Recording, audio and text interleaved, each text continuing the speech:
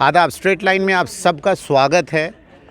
आप सब लोगों ने जो है राजौरी में जिस तरीके से आतंकवादियों ने, कायर आतंकवादियों ने जिस तरीके से जो है नरसंहार किया, जिस तरीके से जो है वहाँ पे 6 लोगों को जो है मार डाला, उसके बाद जिस तरीके से डोडा में जब मिलिटेंसी थी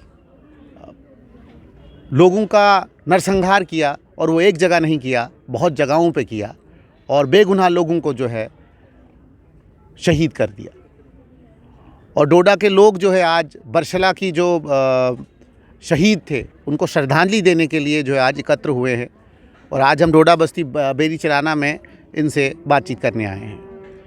तो आज इनसे पूछेंगे कि राजौरी के कांड के बाद क्या डोडा में जिस तरीके से जब हादसात होते थे, डोडा में जिस तरीके से जब आतंकवादी जो है खुलेआम जो है कत्लो-आम कर रहे थे, तो उस वक़्त माहौल क्या था, और उसके बाद डोडा के लोगों ने किस तरीके से उन आतंकवादियों के साथ जो है दू-बदू लड़ाई की। तो हमारे साथ जुड़े हुए हैं। आपका नाम? नमस्कार, मेरा नाम कौशल शर्मा है। कौशल शर्मा जी, राजौरी में जो कांड हुआ, राजौरी के कांड के बाद डोडा में जिस तरीके से बहुत सारे मैसेकर हुए थे, और उसके बाद कुछ लोगों ने पलायन भी किया और कुछ लोगों ने जो है उनके साथ लड़ाई भी की, तो क्या लगा आपको कि सरकार बेशक बदली हुई है, क्या माहौल बदला है? देखिए सर, आपने जो राजौरी की बात की कि वहाँ पे जो ये इनोसेंट बच्चों को वहाँ का उनका मैसकेयर हुआ, ये वो बात नहीं कि हम राजौरी को देख के हमने इस चीज़ को याद किया। आप इन पोस्टर्स पे भी देख सकते हो कि 96 तो क्या 90 से हमारे डिस्ट्रिक्ट डोडा में, जो कि वहाँ से मिलिटेंसी, वहाँ पे मिलिटेंसी ने जन्म नहीं लिया था, मिलिटेंसी ने जन्म कश्मीर में लिया था, लेकिन हमारे जो लोग हैं डिस्ट्रिक्ट डोडा के, अरेस्ट वाइल डिस्ट्रिक्ट डोडा के इनोसेंट लोग थे, वहाँ पे भी 4-4, 6-6, 7-7, 10-10 साल के बच्चों को मौत के घाट उतारा। आप ये कह रहे कि क्या हमने राजौरी को देख के इस चीज़ को शुरू किया? नहीं। अगर देखा जाए तो पूरे इंडिया में अगर इनोसेंट लोगों की किलिंग हुई है वो तो अरेस्ट वाइल डिस्ट्रिक्ट डोडा में हुई है। हम ये मानते हैं कि बाहर और भी कई जगह होती है, लेकिन वहाँ पे आर्मी का, बेल्ट फोर्स का या कोई मुजाहिद होते हैं, उनकी बात होती होगी।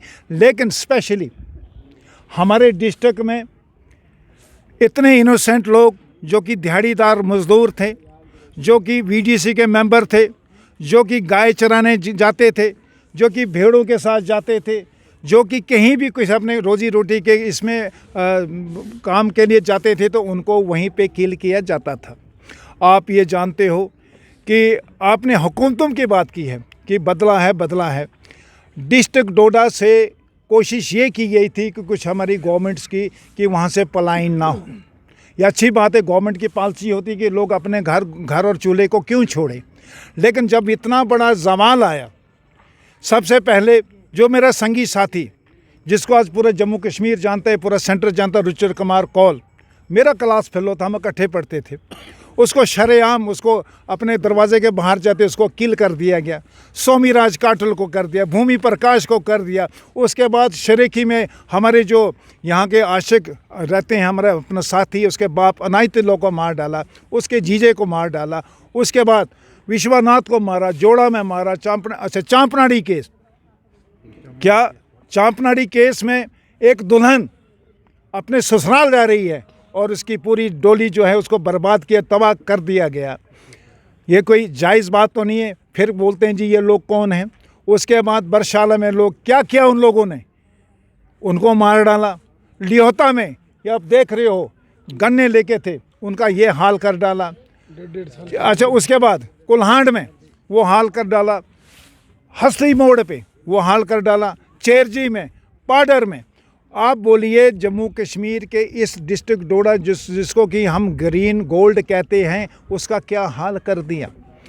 हम ये नहीं कहते कि उसने किया, लेकिन जिसने भी किया उसने हमारे साथ जायज़ नहीं किया। हमारे घरों को, हमारे लोगों को, खासकर इनोसेंट, हाँ, अगर बेल्ट फोर्स का कोई बंदा मरता है, उसका काम है बेचारे का, उसने तो जाना है, वो फिर भी अपनी डिफेंस करता है। लेकिन जो लोग इनोसेंट, जिनके पास हथियारें थे, उनको मार डाला। तो इससे बड़ी निंदा करने का कोई और भी हमारे पास रास्ता नहीं है। हम जितने भी यहाँ पे लोग आपको नज़र आ रहे हैं, हम कोई शौक के यहाँ नहीं आए हैं। तो जो गवर्नमेंट ने जो मिसाल के तौर पर उसके बाद VDCs का गठन किया, गाँव में जो है बाज़ाब्ता विलेज डिफेंस कमिटीज़ बनाई गई, उनको हथियार दिया गया, उनको असला दिया गया, उनको ट्रेनिंग भी दी गई, क्या आपको लगता है कि वो एक ऐसा स्टेप था जिससे कहीं ना कहीं जो है इस चीज़ पर रोक लगी? देखिए, VDC का एक बहुत बड़ा मिशन था कि लोगों को कैसे प्रोटेक्ट किया जाए, गांव को प्रोटेक्ट किया जाए, लेकिन उसके लिए ये ज़रूरी नहीं कि आपने 303 दी उसके साथ। आज आपको पता कि नहीं, आज गवर्नमेंट ने एक खबर आई है, उस खबर में ये है कि आपको 303 से जो SLR दी जाएगी, उससे थोड़ा सा एडवांस वेपन दिया जाएगा। दी जाएगी नहीं, दी तो नहीं है ना, दी जाएगी, जब मुक जाएंगे तब देंगे। सवाल ये कहने का मतलब है कि अभी वेपन देना कब की बात है, जब इतनी दुनिया मर गई। क्या आज तक गवर्नमेंट को इतना पता नहीं था कि हमने इनको कौन सा एम्यूनिशन देना है? हमारा बच्चा आज 50,000 का मोबाइल चलाता है और ये हमने दुश्मन को मारने के लिए 303 ठुस देते हैं। ये क्या मतलब है? जो काम करने वाले लोग हैं उनको ये एस्कॉर्ट नहीं करते, उनको एम्यूनिशन नहीं दिया जा रहा। अब अगर VDC के बदले VDG बनाइए, ठीक है बनाइए, कम से कम उनको प्रोटेक्ट करने के लिए उनको सैलरी भी तो देनी चाहिए ना। ये क्या मतलब है? स्ट्राइक पे स्ट्राइक हो रही है, स्ट्राइक पे स्ट्राइक हो रही है, VDC को हमने ये दिया, मैं नहीं कहते नहीं देते ज़रूर है, लेकिन देखिए बेस को मजबूत करेंगे तब जाके मंजिल जो है ऊंची होगी। अगर ये VDC को VDG बनाया है, जो भी बनाया है, हमारे जो लीडर लोग हैं, जो भी लोग हैं वो काम कर रहे हैं, लेकिन अब इस काम का रिज़ल्ट कोई भी नहीं है। हम एडवांस में किसी भी एडमिनिस्ट्रेशन को, हुकूमत को, पार्टी को हम एलिगेशन नहीं लगा रहे। आपको लगता है कि हथियार देने से जो है ये घटनाएं रुक जाएंगी? सर देखिए, ये घटनाएं रुकने वाली नहीं है, ये एक बिजनेस बन गया। जिसको पैसा मिलता है वो उसको अगले बंदे को मारने में क्या फ़र्क पड़ता है भाई? वॉलंटरली कोई भी तंजीम है वो कभी नाकाम नहीं होती है। मजबूरी में किसी को काम दोगे वो हमेशा नाकाम रहता है। मिलिटेंसी जो है वॉलंटरी ऑर्गेनाइजेशंस है, इनको हर चीज़ मिलती है, इनको ऑर्डर की ज़रूरत नहीं है। इनको ये ज़रूरत नहीं कि हमें GOC कमांड करेगा, वो ऑर्डर देगा तब हम फायर करेंगे, ऐसा कुछ नहीं है। ये वॉलंटरी ऑर्गेनाइजेशन है। जब तक इनको गवर्नमेंट सही तरीके से निकेलेगी नहीं तब तक मिलिटेंसी ख़त्म होने वाली नहीं है। आप रजौरी में देखो ना, क्या पिछले दिनों हमारे होम मिनिस्टर साहब ने वहाँ पे इतना बड़ा प्रोग्राम किया, इसका मतलब ये कि वहाँ के लोगों को मारोगे? उन्होंने प्रोग्राम किया कि हाँ जी यहाँ के हम जो लोग हो आप हमारे हो। इसका मतलब जिन लोगों ने उस वक़्त वहाँ पे अगर कोई साथ दिया, अगर कोई चीज़ वहाँ पे शुरू की, तो वहाँ के लोगों को अंदर घर में जाके मारना, इसका मतलब क्या हो गया? इसका मतलब कल कोई हमारा कोई हुक्मरान कहीं दूसरी जगह है, वहाँ भी बंदे मारेंगे, तीसरी जगह मारेंगे। हम ये ज़रूर रिक्वेस्ट करेंगे गवर्नमेंट से कि ये जो चीज़ें जो आप कर रहे हो इनको थोड़ा स्ट्रांगली इम्प्लीमेंट कीजिए, लिहाज नहीं कीजिए। अब मैं माइंड नहीं करना, मैं आपके थ्रू ही बोलूँगा, मैक्सिमम मुस्लिम कम्युनिटी मिलिटेंसी में बदनाम है, इन्वॉल्व भी है, ये मैं इसके थ्रू बोल रहा हूँ, इन्वॉल्व भी है, बदनाम भी है। लेकिन कुछ चंद हिंदू हमारे भी कुछ ऐसे मिडल मैन बने हुए हैं जिससे कि मिलिटेंसी में ज़्यादा ही वहाँ पे मतलब कि ज़्यादा। आपको लगता है कि एजेंसीज जो होती हैं उनको कहीं ना कहीं जो है सतर्क रहना पड़ेगा, क्योंकि कहीं ना कहीं एजेंसीज का फेलियर है कि उनको बिल्कुल रजौरी के 10 किलोमीटर के अंतर्गत जो है उनको मालूम नहीं, पता नहीं चला कि भाई, क्योंकि आज एडवांस टेक्नोलॉजीज़ है, उनको पता नहीं चला कि ये मिलिटेंट आए हुए हैं, इन्होंने नरसंहार करना है। सर आपको ये पता है कि सच बोलेंगे तो दुश्मन बन जाएंगे, पता सबको होता है। वो ट्रेनिंग किस बात की है? कमांडो हमारे पास, वो डिटेक्टर्स हमारे पास क्या नहीं है? वो कहाँ रखते हैं उस वक्त? वो अगर वहाँ पे ID फिट हुई वो कहाँ से आई? कहने का मतलब ये कि मरते जिनके उनके मरते हैं, बाकी तमाशा सारे देखते हैं। आप नौजवान हैं, आप मुझे कहें कि मे भी आप इन सब बरशला कांड या जितने भी यहाँ डोडा में हादसा हुए हैं उन सब हादसा के आप थोड़े बहुत विटनेस होंगे। क्या आपको लगता है कि आज के नौजवान को जिस तरीके से ये एपिसोड होते हैं, क्या ये नौजवान रुक सकता है आने वाले वक्त में? क्या अपने गुस्से पे काबू रख सकता है?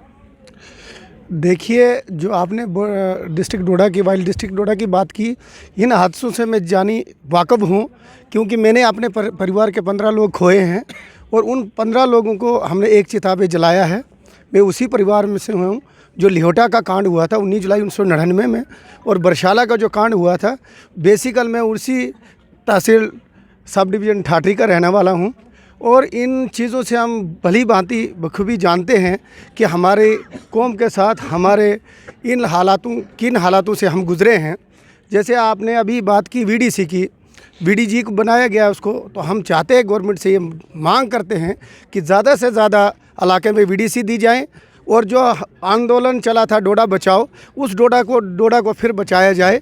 क्योंकि जैसे डोडा वाला एरिया है, रजौरी पुंछ वाला एरिया है, तो इन लोगों को ऑटोमेटिक हथियार दिए जाएं और इनको सैलरियां दी जाएं, और ताकि हमारे लोग जो भी जिस गांव के हैं वो अपने गांव से प्लानिंग ना हो और अपने गांव को बसाएं, और हमारे जो भी लोग हैं वो अपने सही तरीके से रहें, अपनी सेफ्टी खुद कर सकें। तो आपको लगता है कि आने वाले वक्त में जो है ख़ास तौर पे इस तरह के नरसंहार नहीं होंगे और गवर्नमेंट जो है इसके ऊपर बहुत चिंतित है और गवर्नमेंट आने वाले वक्त में कदम उठाएगी जिससे जो ये सारा चीज़ रुक सकता है? नहीं, ऐसी तो पूरी उम्मीद है हमारे, चाहे वो राजनाथ सिंह जी हों, चाहे अमित शाह जी हों, उन्होंने दौरा किया यहाँ का जम्मू कश्मीर का, तो हमें सरकार पे ऊपर भरोसा है कि सरकार जैसी रणनीति बना रही है, जैसे वीडीसी को वीडीजी बनाया, और उम्मीद करते हैं हमारे आज भी कुछ लोग दिल्ली में गए हैं जो कि अमित शाह जी से मिलेंगे और इस पर बारीकी से बात रखेंगे, और हमें पूरी अपनी सरकार के ऊपर भरोसा है कि इनको ऑटोमेटिक हथियार दिए जाएं और गांव में ज़्यादा से ज़्यादा वीडीसी दी जाए और इनको अपने गांव में बसाया जाए,